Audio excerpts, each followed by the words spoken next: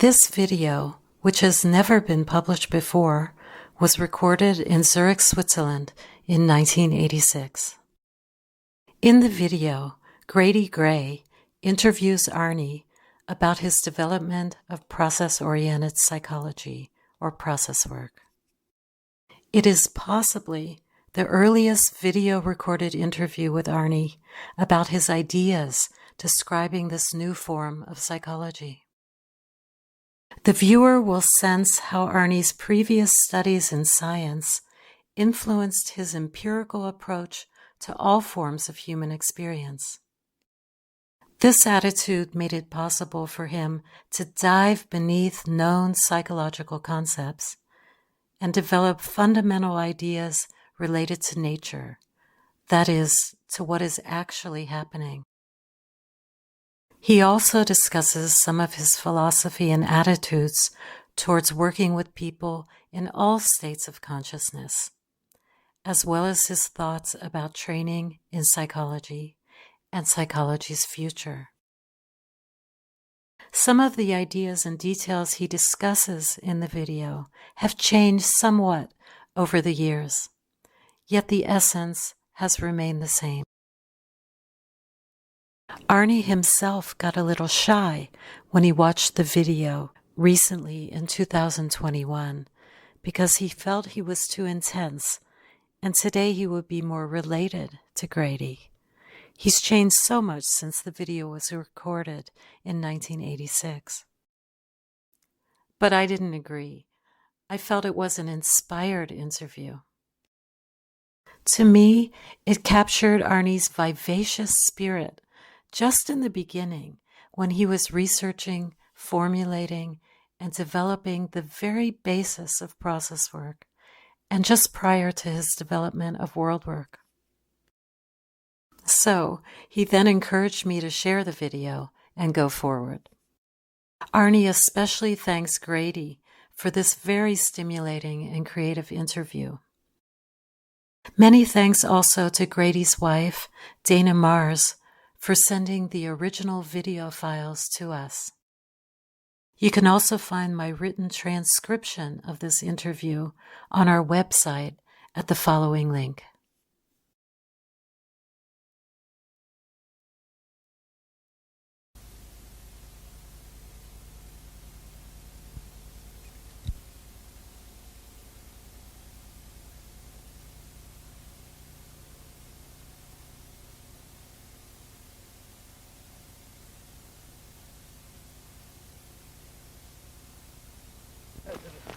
Running is the beginning of an interview?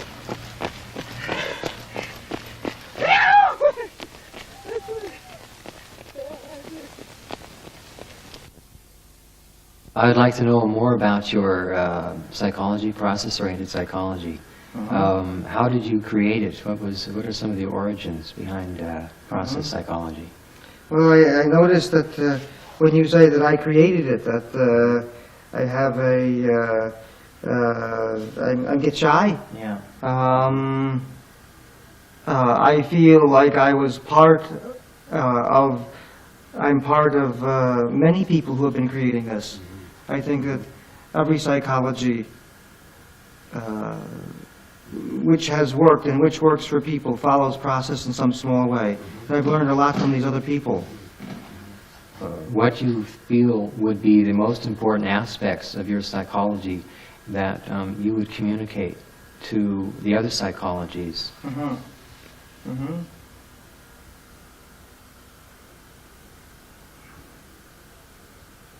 Well, the obvious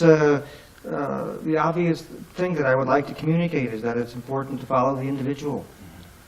That what I'd like to communicate is that that is the most exciting thing, and that's the thing that people seem to need the most.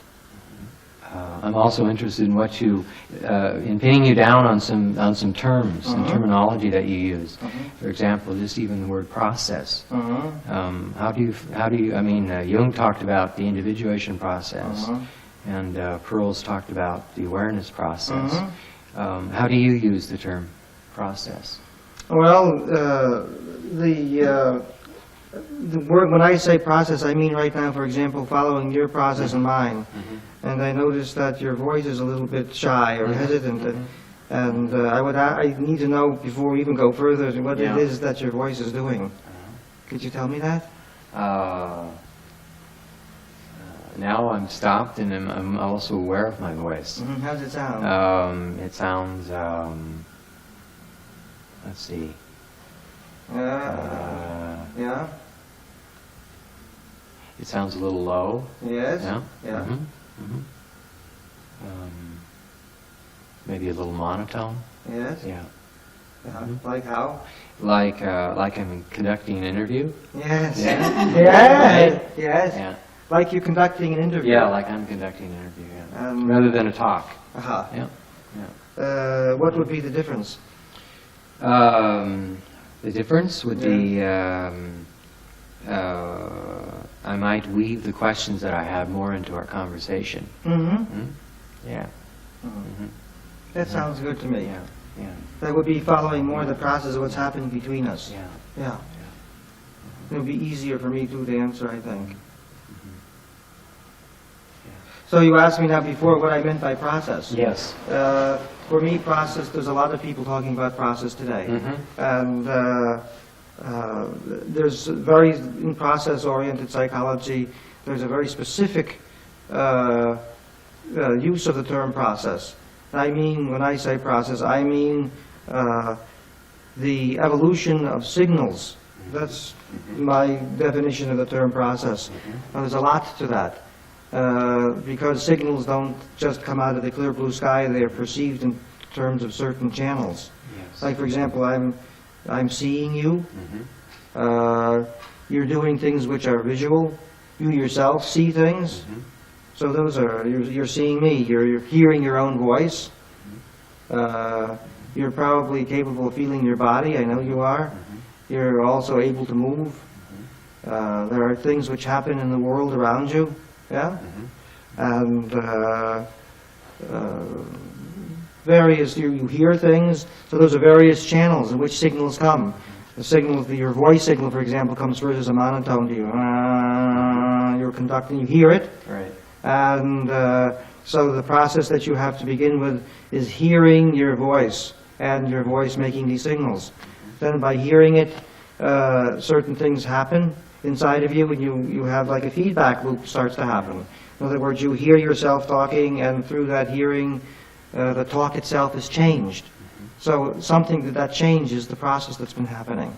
The process is the evolution of signals. Your voice changes, your face changes, the relationship between us changes. So those are some of the, that's what I mean by process. Is that clear? Yes. Well, I'm thinking also about process and awareness. So your awareness of signals is also seems to be very important. Is the feedback loop. There's many parts to the process. One is just perceiving. Most perceiving happens unconsciously. Like I'm sitting here, and in the beginning I'm hearing things in your voice, and certain things in your voice do things to me that I'm not aware of. So I got shy in the beginning. I had a hard time talking to you. Now I feel much better with you. But I didn't know that I was hearing those things. So when I felt that I was shy, I decided to become conscious of what I already was perceiving unconsciously, so I perceive it consciously. Then I brought it up to myself. I said, well, something in Grady's voice is interesting me. So I said, hey, Grady, what's in your voice, man? Yeah. So So I'm also shy about this too. Yeah. I'm feeling also that I would like to know more about your background. My background? Yes, your background, and I know it's that I know something about you. I had lots of street fights. Yeah. When I was a kid. Yeah, I was in lots of fights.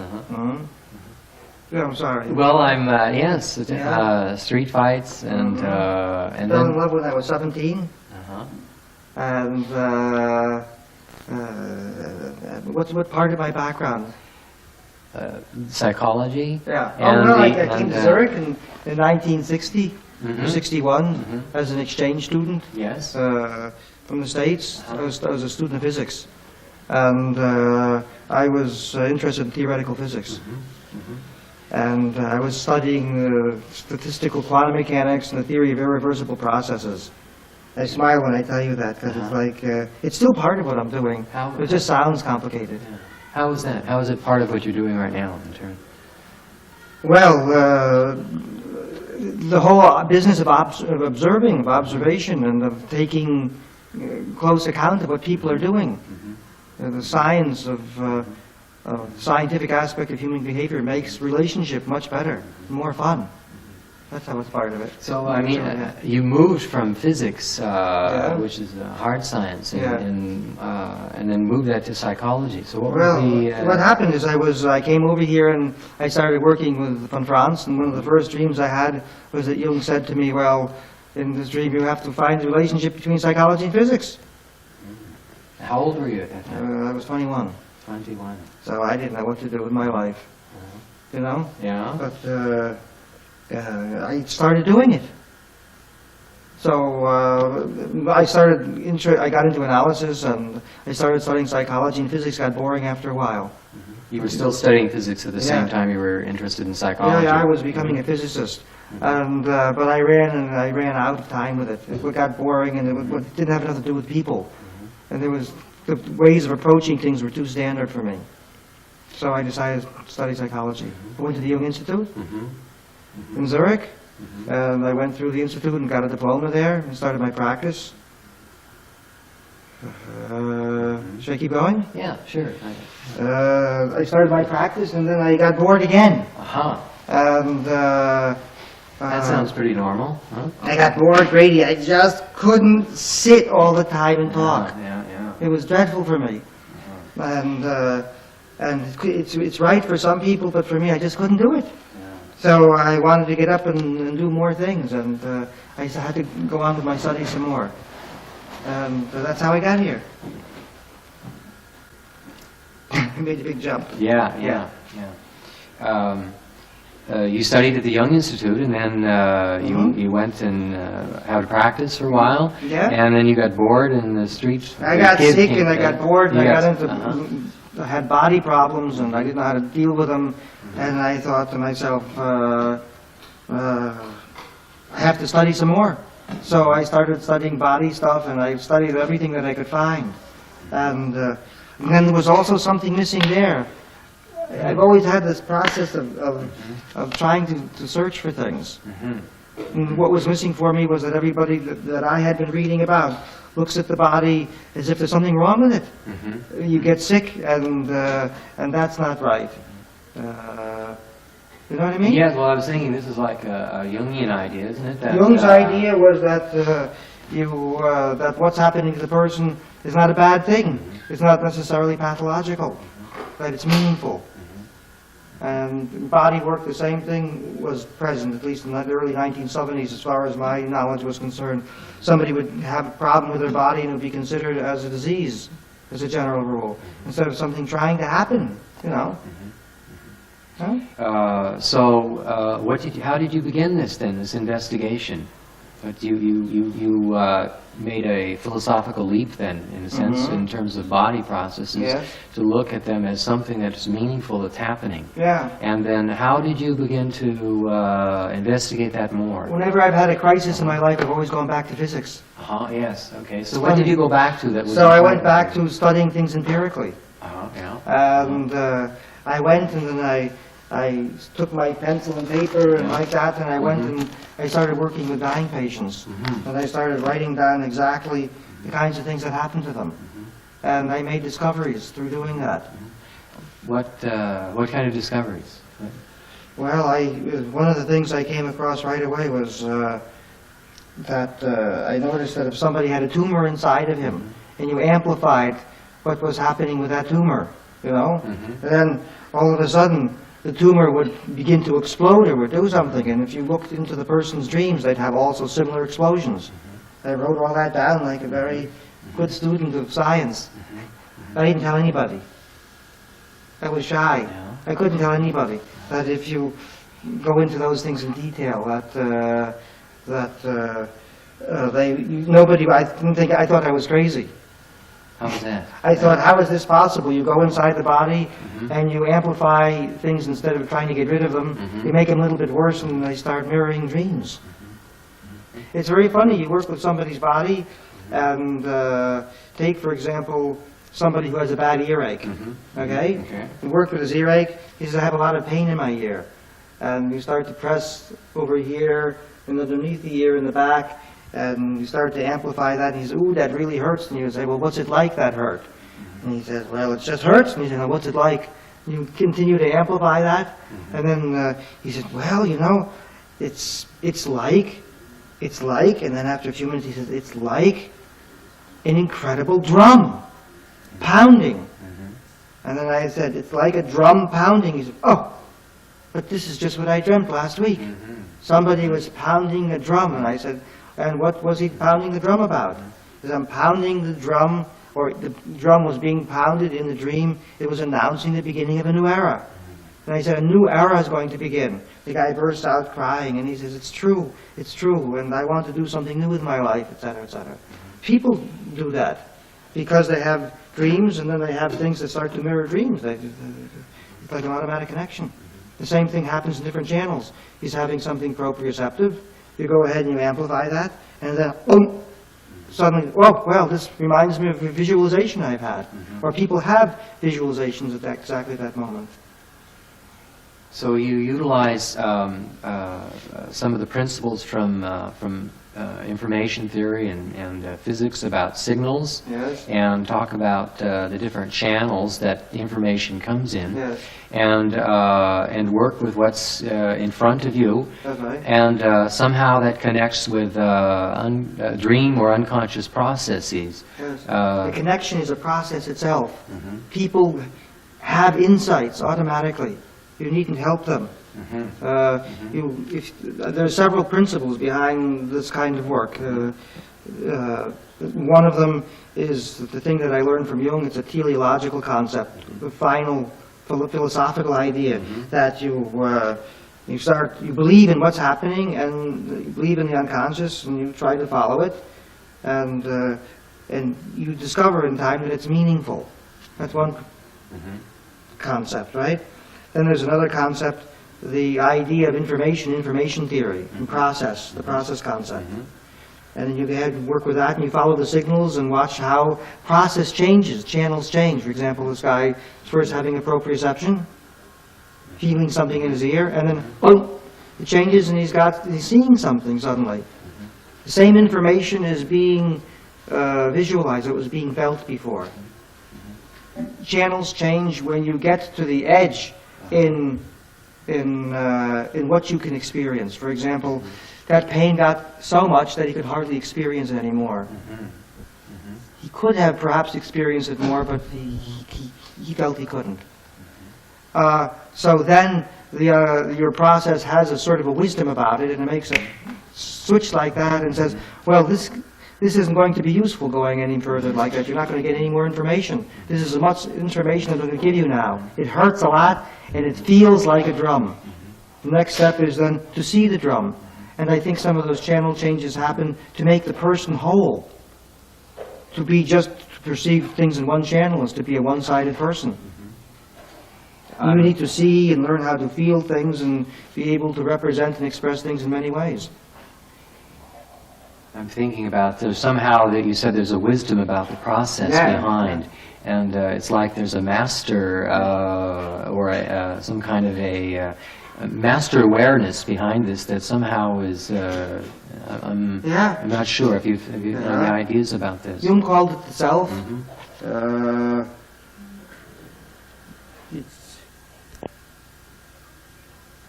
I don't know really what's behind it all. I think of the I Ching. I think of the I Ching. In the I Ching, it says that you can represent the changes, but the spirit behind them is unfathomable. The Tao. The Tao, yes. So what's really behind the whole thing is also I don't know. Yes, but it seems like we're interested. I mean, you're interested in what this is about. I mean, it's like... I'm a worshiper. A worshiper. Yes. Yes? I believe in it. I've seen it work so much. So I follow it. I'm like a queen following the king.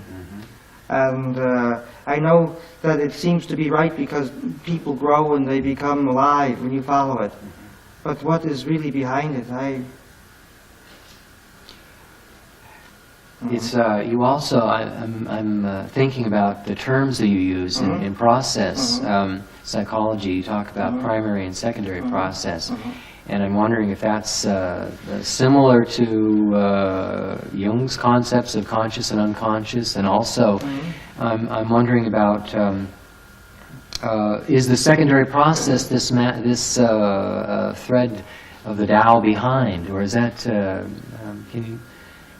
Yeah, well, one thing at a time. Yeah, Those are good questions. I use terms called primary and secondary processes, and the reason I do that is because when I started working with psychotic people, or working with people who are in deep body conditions, altered states of consciousness, I could no longer differentiate what is conscious and what is unconscious. And yet there's differentiations and structures. One of the most mysterious things is that everything that people do is structured. It's highly structured. Even psychotic episodes are very highly structured. So the concept of conscious and unconscious wasn't useful in those altered states. So I thought to myself, what is useful here? And I watched exactly what people do in altered states. What they do in altered states is they identify themselves with certain processes, and still with other, like they say, now I'm feeling, and simultaneously say, oh, that noise out there disturbed me. So I realized, oh, they don't identify themselves with a noise, it's coming in from the outside, but primarily they're identifying themselves with this feeling of so primarily, the primary process for me is what you identify yourself with. It's different than consciousness, though. Consciousness for me is a very special term. I don't know if we want to get so theoretical that will bore people, but I'll tell you quickly. Okay? Consciousness means for me the awareness of the primary process and the awareness of secondary processes. Yes. It doesn't mean just being in the primary process. So these primary and secondary process terms, these are process terms that you can carry, that you can use them all the time. In fact, I have not yet come across an aspect of human behavior where they're not useful. So far, I had to make these new terms. I hate making new terms, but I had to do that. Yeah. You also mentioned the word edge, and that seems to be an important aspect of the work too. Now you see, I'm so interested in working with altered states, not just discussing about them, but actually working and dealing with and following people in all sorts of states. I enjoy that, working with people in altered body states and psychotic people, and working with people in comatose conditions. A lot of variety, a lot of different things. Working with little tiny kids, working with babies who don't talk yet. You can work with them, but if you can work intuitively, or you can work intuitively and use process concepts, helps to structure what's happening. You're gathering information in some way. I'm wondering how you structure that information that you've gathered. Well, I notice what a person identifies himself with. That's the first thing. What's closer to his identity? That's primary. What's further from his identity? That's secondary. What channels does the person use with awareness? Like, for example, you sound to me to be a visualizer, but you just heard me say, you sound to me. All right. So I'm using my hearing right now mainly with you. That's occupied. Yes. So certain channels are occupied and other channels are not occupied. You identify yourself with that particular channel at this particular moment. Yeah. Are there particular patterns for people? I mean, do they tend to use? It sounds like this is the. Yes, there are. There are. I don't have a personality theory like other psychologies, which say personalities are structured this way or that way. That's possible, but it changes a great deal. For example, I happen to be, in these days, a proprioceptive person. That's the channel I use the most. I'm feeling all the time what's happening inside my body, and I'm listening very closely. And, but that can change within 2 or 3 minutes. So I tend to use that mainly, that channel, but it's not an absolute structure, no. I'm not a personality theory. Yeah. But I've also heard you talk about longer-term patterns for people. In other words, I've heard you ask clients for childhood dreams, for example, and that would indicate that you're looking for some kind of pattern or process that happens over a long period of time. That's true, yeah. So could you talk more about that, and maybe... They're very short-term processes. Those are things like we're experiencing with one another in the communication process right now. Right. And then we're both also partially patterned by our childhood dreams or myths. You would say that they're myths. And childhood dreams pattern a whole lifetime. So, for example, somebody with a tiger in her childhood dream, who goes like this when you ask her, what's it like to be a tiger? Huh? Then this is a person frequently who has all sorts of eczema problems later on. Her body problems are patterned also. Eczema, scratching, because she needs to integrate that tiger into her life. And her whole life is a constant battle with integrating that tiger. For example, you made this motion with the woman that has eczema, Yeah. and the tiger, and related to the tiger. Yeah. So somehow this connection is even more specific for a particular, we could say, Jung might talk about dream figures, or particular symbols that would relate to particular body processes. Yeah. Is that... Yeah, it's an archetypal. Body processes are patterned, they're archetypal, just like whole lifestyles are. Yeah. Tiger, depending upon what one says about a tiger like has to do with scratching and using fingers more, and being more direct. There are many different archetypal patterns in the body. Yeah. Typical asthmatic has a dream about walls coming in on her or him, and needing to.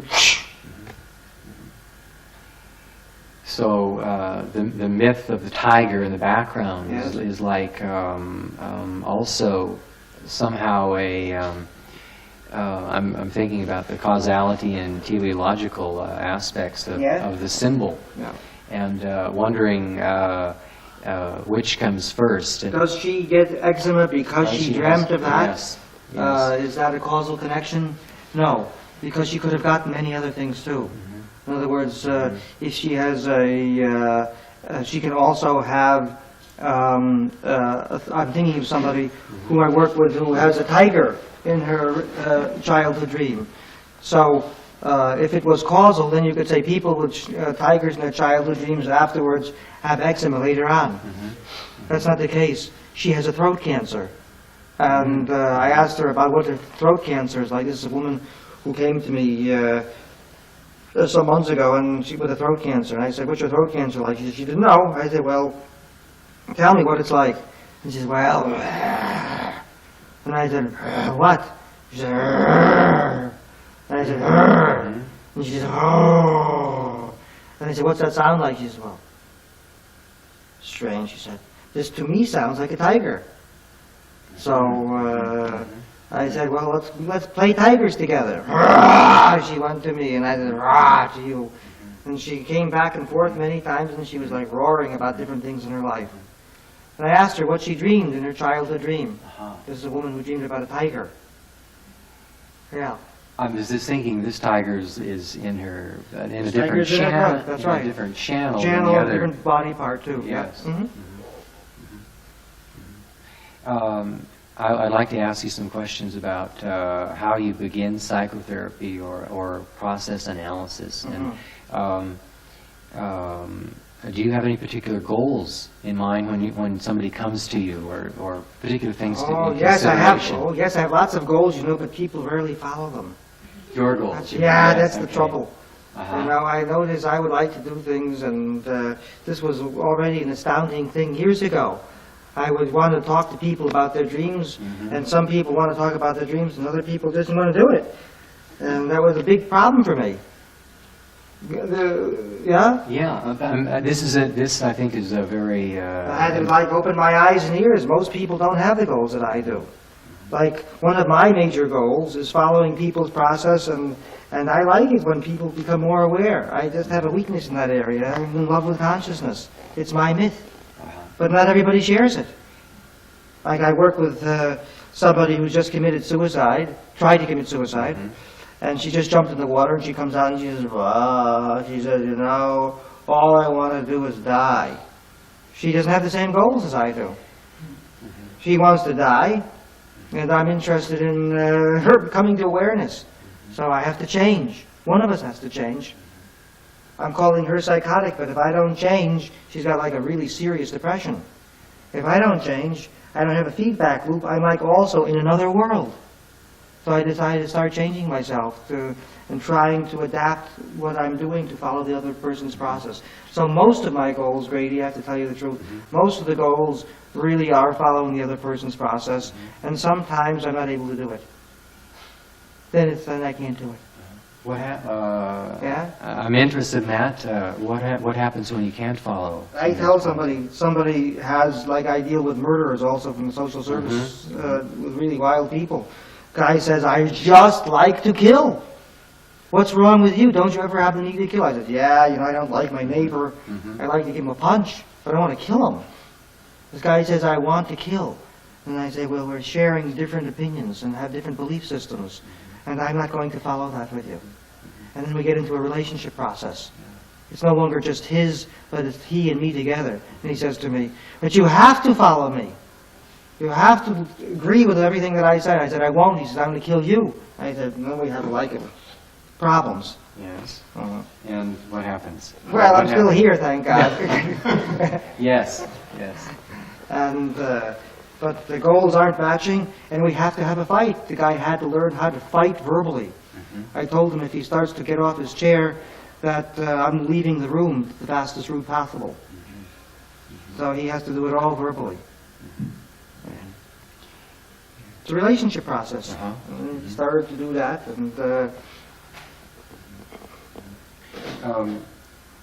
let me finish that. I should finish the story. He started to relate to me verbally, and then started telling me all sorts of things. He had to like verbalize his anger. That was like important for him. He likes me now. So you brought in your own process about what where your limits were in terms of his process. Yes. And seeing that could you talk about that? How that comes up sometimes? I mean, it seems to be. Sometimes I don't like working. Yes. I hate helping people. I mean, that's not quite true. I really do. But sometimes, you know, when you come in to work as a psychotherapist in the morning, you just don't want to help somebody. Think, I don't want to be helpful today. I'm too tired, or my mind is another point.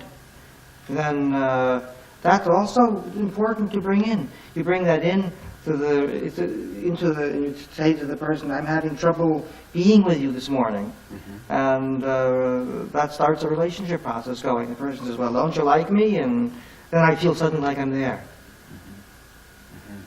The other person, I like feel involved with the other person. Yeah.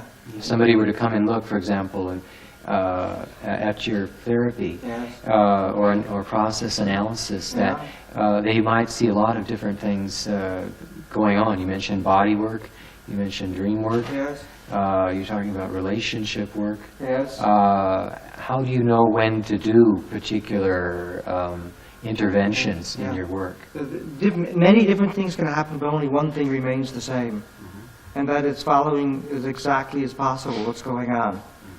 That I constantly do. But on the outside, it looks very different. And I watch the signals of the person to see. Somebody starts to go, I say, "Well, what's going on with you today?" And the person goes like this. Or today, we were working with somebody, and she said she wanted to work on smoking. I said, "What is smoking?" She said, "Smoking is," and I took that as a sign. Her body gave me an answer. And so, using body signals, I could follow those body signals and work on her body. And then I knew to do that. somebody else is telling me a dream, and while they're telling the dreams, I dreamed the other night about a tiger. A tiger. In contrast to the following dream report. The other night I dreamt about a tiger. So, in the second dream report, the motion is the important thing. In the first, the word, and the word association. So in working with that dream, I'd say in the first one, well, would you repeat that word? What's the first word you associate to the word tiger? Whereas in the second case, I would say, go ahead with those motions. Can you tell me a little bit about your practice? It has many aspects to it, yeah. I see people sometimes just once, sometimes only for 15 minutes. That's unusual, but if I'm rushed for time, I'll see people for 15 minutes about something. I also see them only once then. And I see other people for an hour and a half. And I see some people for a couple of years. Or students I'll work with individually over a longer period of time. Then I also see people who come to seminars. Therapy should be as close to real life as possible. Tell me more about that. What you mean? What you're doing in your practice should be, one of my goals is that what's happening in practice should be as close to the way I really am as a person as a whole. In my ordinary everyday life, I happen to frequently be late to things. So this is part of me, and I work with that, with myself, and when I'm with other people, I work with it too. Yeah. I was thinking about how Jung might, what he might think of how you work, and the process model that you've. What Jung might think about the process model. Yes. Yeah, the important thing is the living unconscious. That's important. And anyone who's able to get deep down into this unconscious and to bring it up and to make it accessible and available and useful to other people, that's the right track. Everything else is avoiding the point. The thing that Jung meant by, now I'm integrating part of him, now the thing that Jung meant by the unconscious is things that we're talking about, both primary and secondary processes. And because they're both unconscious. And Jung felt that, and I feel too, I feel also that unprocessed, unconscious information is dangerous stuff. Processed information is very rarely dangerous. So rarely that I want that the early analysts were terrified of the unconscious. They said they were very careful about bringing up information. They thought that would be very dangerous. And now there's lots more techniques available. There's process work. It's full of methods and available techniques to bring this material up and to make it constructive. And I think if you were to ask Jung about that, he would say, that's definitely right. When I made the discovery that double signals, in other words, that things that I'm doing that are incongruent, like this, I was doing that, that double signals also relate to dreams. I dreamed myself when I discovered that, right? Yes. That double signals relate to dreams. I dreamed myself that Jung got out of the grave and started clapping. So I think he would be very happy to get the living reality, the dreaming world, bringing that into this world. That's important. That's your idea of the double, or the dreaming body in the back. Dreaming body, yes. Bringing unconscious information up, things that are far away from awareness, and not just talking about them as if they're dreams that happened last night, but realizing them as a living reality and bringing that to the foreground. That's more important than anything else. All the theory and the structures and stuff like that. If it is useful in doing that, then it's right. But that is important. Otherwise, people, they're like dead. They're here and they're doing one thing, and the whole living reality of their spirit is in another place. So that's important. How do you bring this out? This seems to be... To begin with, it's really like being a really good observer, looking really exactly at stuff. and noticing this is happening, and helping the person become aware of it. Every good therapist since the beginning of time has touched that point. And that's like a central point in psychology, I think. It's a point we all need to study much more about. How do you know which signals are the most important to... I don't. I don't. I notice certain signals and I mention them. And I watch the ones that the people pick up. I don't know. I see your thumbs moving, for example, and I see your pink shirt, and I see I'm sitting here and talking with a certain kind of a voice, and I would mention all the things that I notice. Some of them you'll pick up and some you won't. The ones that you pick up, I would work with. Those are like the moving lines in the I Ching's hexagram. That's where change happens. The things that are like in the middle of evolving right now, but I don't know ahead of time. How do you know what particular signals mean, for example? I don't know what signals mean. I never know. I see something happening and it's the unknown. So I go after that piece of unknown and I try to find out how to get that unknown to express itself. And then it tells me. I have no idea what body signals mean. How would you go into that unknown, for example? You said... well, let's say we saw today when we're working, one woman is going like this. Yes. Right? She's discussing something with another woman. They're having a sort of a conflict, and she's going like this. I don't know what that means. But I know that her elbow is out in the foreground and her wrist is in the background. And I think to myself, that's something that I'd like to amplify or work with. So I could either push this out or hold this back. So I did one or the other. I did this. She then said it later, I hate it when that people confine me, meaning that she's been confining herself. So this signal means that she's feeling confined and that she's fighting against her own confinement. So it's the process worker then it seems to be very important to go into exploring what particular signals mean. That's right. And not necessarily interpreting from a particular theoretical framework. Yes, or you can try an interpretation as long as you're not excited by it. As long as you're not excited about it. That's right. If you're not attached to your interpretation, it can also be useful. I could say, you mean this means that you're interested in talking about the weather? That's a bad interpretation. Then she's going to say, are you out of your stupid mind? It means... And I know I made a mistake with the interpretation. But that kind of interpretation is meant to provoke or bring out the real meaning. But or you can take guesses.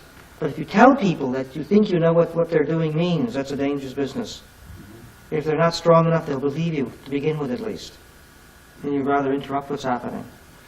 So it's more of a program, is that what you're saying, that you're placing on the... If I say to this woman, now this means, I think that this means that you are an aggressive person who is shy about expressing your aggression, then what I've done in doing that is I've interrupted her process by being smart. Yes. I'm very intelligent and I've wrecked what's happening with her. Then I encourage her by being so smart to start to talk to me about what's happening. And then she says, this does mean that. That's absolutely right. That could be useful at one point to talk about a signal, but it's rarely the case. So you're working with the signals is... Yes, working with the signals is important. And not just interpreting them. Because the difference is, if I just interpret that signal, then the signal remains inside of her somewhere. It's a way of getting sick. If you have a signal that's trying to evolve and you don't let it evolve, then it's evolving somehow. There's no such thing as repressing the unconscious. It doesn't exist. You can't repress signals. You put your arms down like that, that tension goes up here, or it goes down into her chest, or it goes into her heart. And you have people who have chronic tensions up here in their neck.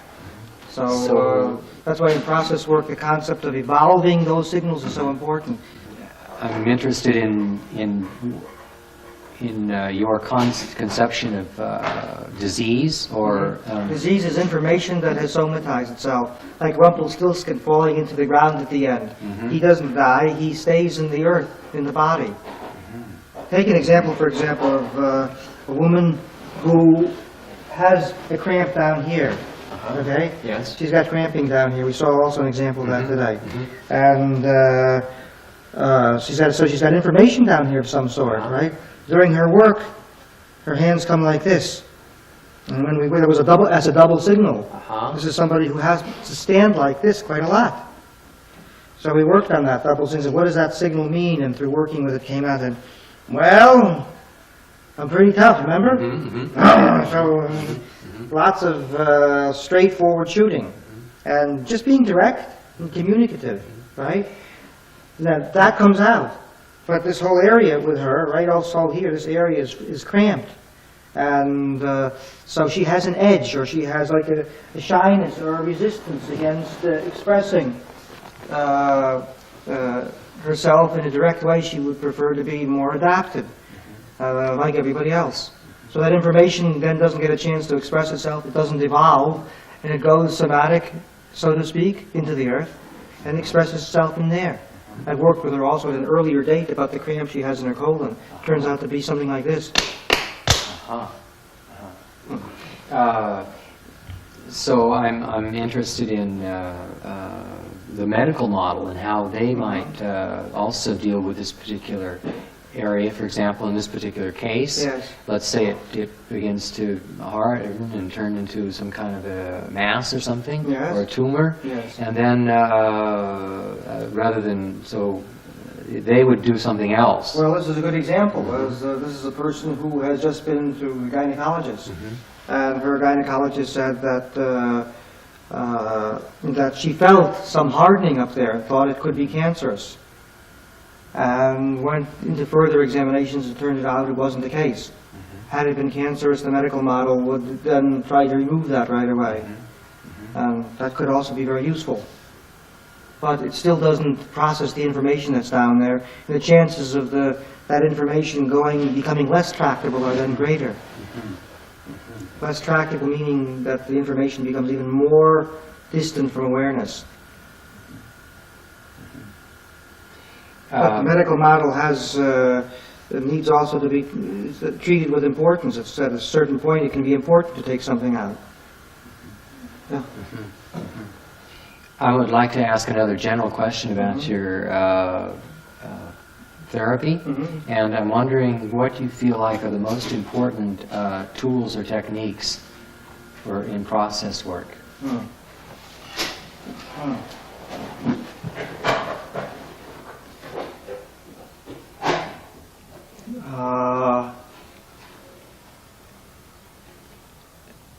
None of them. None of them? No, but the philosophy. Okay. Because the philosophical point of view that somebody has determines everything. It creates techniques, it creates the relationship with people, and it also completely determines what you're able to observe. And so the paradigm that one is working with is more important than anything else. So, should I go on? Yes, I'm interested in what the paradigm is. So the paradigm that I'm aware of, at least, the paradigm in process work that I'm aware of, is that what's happening is probably meaningful,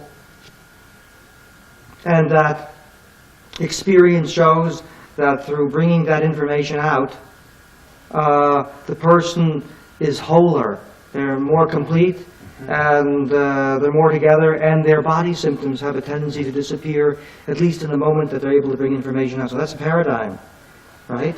Okay. In contrast to other kinds of paradigms. So that paradigm produces methods, and it uses methods that already exist. In contrast to other paradigms which say that, for example, that you should understand everything. It's important to understand what's happened. That's also a paradigm. If you work with that paradigm, then it produces tools which help you to understand. In contrast to producing tools that help you understand and evolve things. So that's what I think is the most important thing in process work. It's the philosophical... Yes, assumptions. You use a lot of concepts from Jungian background and your background in physics. I'm also interested in what other psychologies you have used particular tools from. I've learned a great deal from meditation. And the most important thing to me, however, is the concept of awareness and the belief in what's happening, and also the idea that the individual is right. Yeah, that's so simple. Even though they may have some beliefs that they're not quite right, or somebody else, society might have some beliefs that they're not Everybody right. believes that they're stupid. That's very right. Nobody thinks that the feelings that they're having are important. Everybody comes in originally considering that what they perceive is not right. Nobody believes what they see. They don't believe what they're hearing inside themselves. They don't believe what they're feeling. And no one believes in their spontaneous movements. And nobody believes in the fact that they trip across relationship problems. So the result is that having a personal process today, Grady, it's still like incredibly rare. It's unbelievable. People are always asking you to tell them what to do with themselves. They're like, it's very foreign still in this day and age that people, in spite of all the talk about freedom, that people believe in what's happening inside of themselves. It's incredible. It's just incredible. Yeah. That seems to be a big problem in the world today. So I'm wondering what you feel the role of psychology would be in the rest of the century and beyond. What do you see the role of psychology being? I don't know when this particular point I'm going to say is going to be meaningful, but one of the roles that psychology has to manage is to put the person back inside himself. To make every human being believe in what you're seeing right now, in what you're right now hearing, and what you're right now feeling, in the movements you're making, the relationship problems you have, and the things that happen in the world around you. That if psychology is going to work, it's going to have to turn people back to their inner teachers inside. Then they're ready to come out again. And that is a role that it needs to do.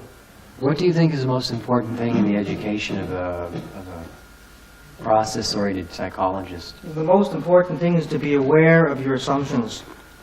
That's what I really think.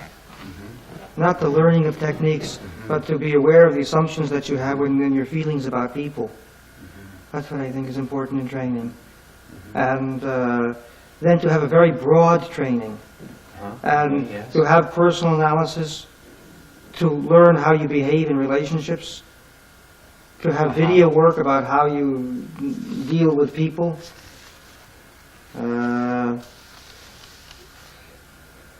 to work yourself and have supervision on what's happening. The most important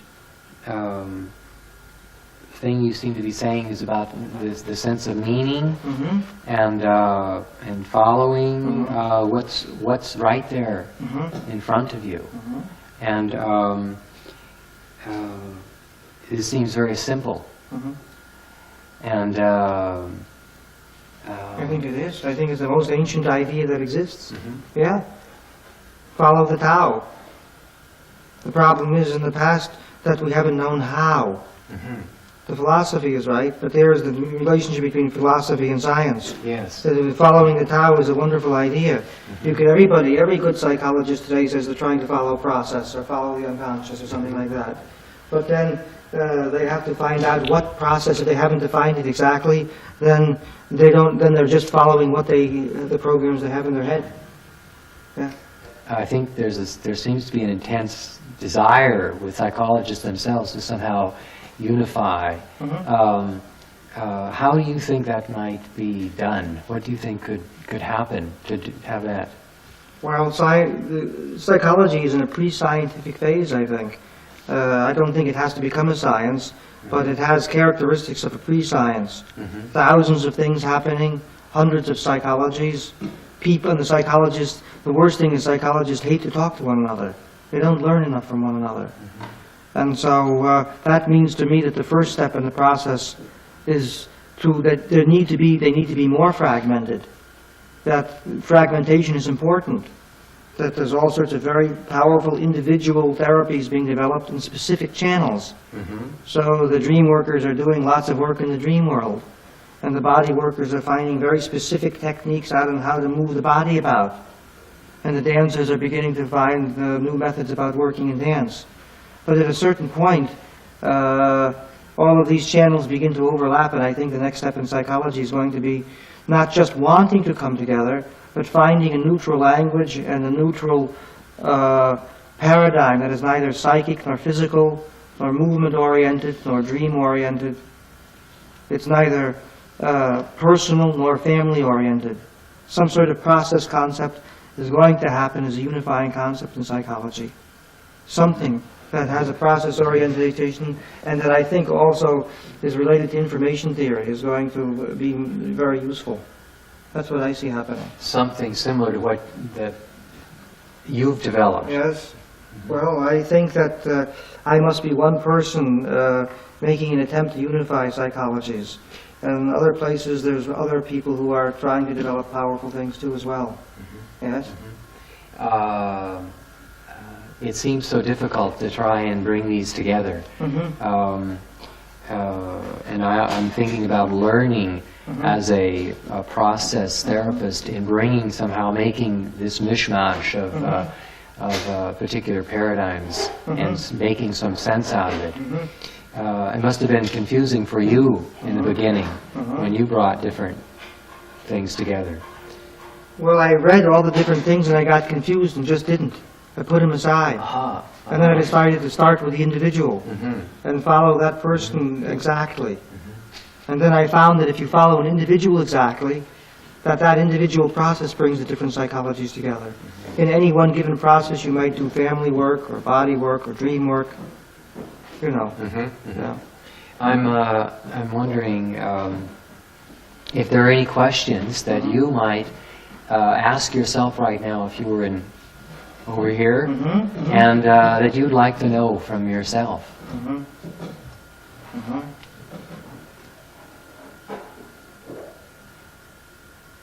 I would ask me, how do you help people have a beginner's mind? How do you help people to become aware of all the beliefs that they have? Yeah? And how do you help them to become aware of the things that are already programming their awareness? And how do you get them to really open up to the reality of the person, the reality of people? How do you do that, I would ask? How do you do it? And I would say, I would introduce that question by saying, already you look all around the world, and you look at human relationships, and you see people have certain programs in their heads about how they're behaving, how they should behave, and how the other one should behave. How can you make them aware of that and help them to begin to open up? That, for me, is like a central question. That's what I would ask myself if I was sitting there. Yes. So let me pretend I've just asked you that question. Does an answer come for you?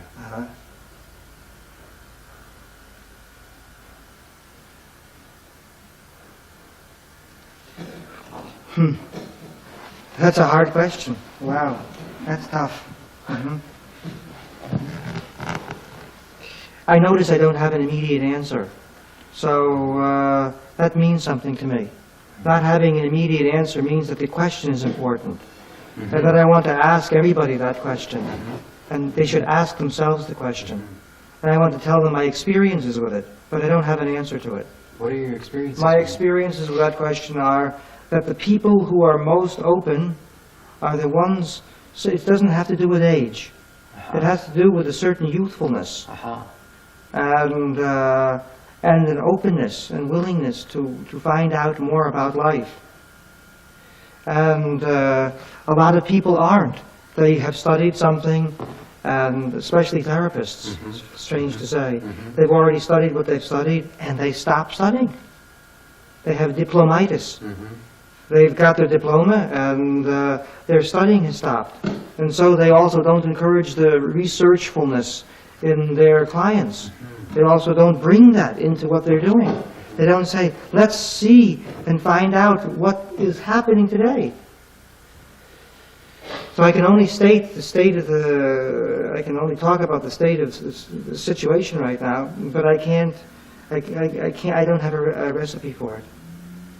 I'm feeling like I would like your response about the film, and your feelings and thoughts about doing this. Well, I was uncomfortable with filming in the beginning, Yes. and then the whole business of filming, I was uncomfortable with it, and now I don't care any longer. And my response to filming will be more complete when I see the effects that it has, and how many irritations it causes, and whether people have also an open mind and looking in from the outside. Very thing that you're concerned about. How many of my shadows will be disagreeing with me, and what this stirs up. Then I'll know what my response to the film is. Thank you very much Yeah. for having the interview. Yeah.